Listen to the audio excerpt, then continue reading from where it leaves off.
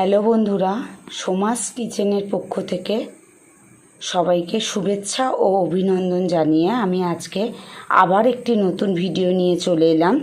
দেখো, আজকে কাজ থেকে ফেরার পথে একটু মাংস খেতে ইচ্ছা হলো, তাই নিয়ে এসেছি। প্রথমে দেখো, মাংসটা আমি ভালো করে ধুয়ে নিয়েছি।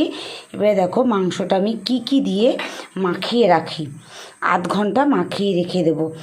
একটু গোলমরিচের গুঁড়ো দিলাম, কিছুটা কাঁচা লঙ্কা বেটে নিয়েছি, এটা দিয়ে দিলাম, কারণ সেন্ট খুব সুন্দর হয় কাঁচা লঙ্কা দিলে। একটু কাশ্মীরি মির্চিও দিয়ে দিলাম কালারের জন্যে। আর এদিকে মিট মশলা দিয়ে দিলাম। তারপরে দিচ্ছি টক দই।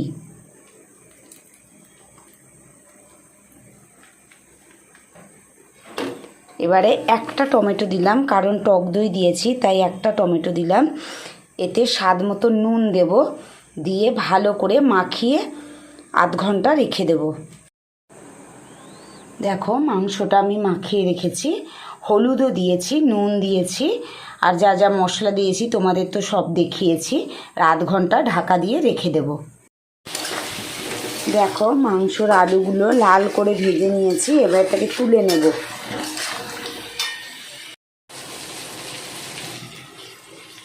দেখো, তেলটা গরম হয়ে গেছে, এবার আমি তেজপাতা ফোড়ন দিয়ে দিলাম।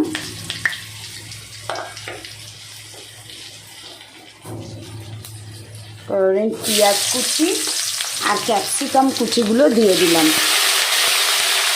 পেঁয়াজ কুচি ক্যাপসিকাম কুচিগুলো হাফ ভাজা হবে, তারপর আমি রসুন বাটা আর আদা বাটাটা দেব।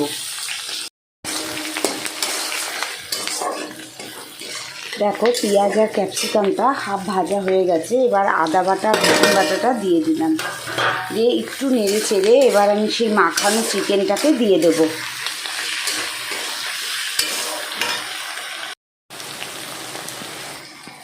দেখো, মশলাটা ভাজা ভাজা হয়ে গেছে, এবারে আমি মাখানো চিকেনটাকে দিয়ে দিলাম। এবারে এটাকে ভালো করে কষবো, যতক্ষণ না মাংসটা পুরো নরম হয়ে যায় ততক্ষণ পর্যন্ত কষবো।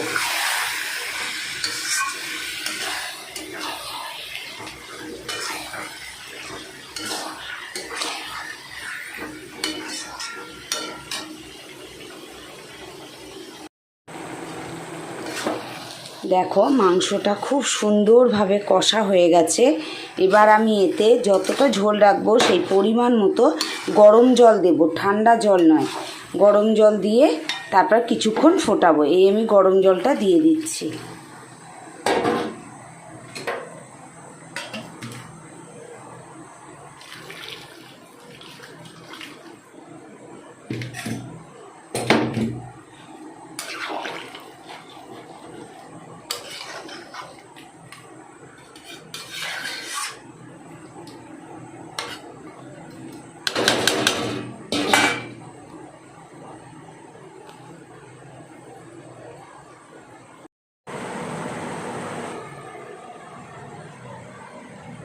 দেখো, লাল টকটকে মাংসর ঝোল কেমন রান্না হয়ে গেল।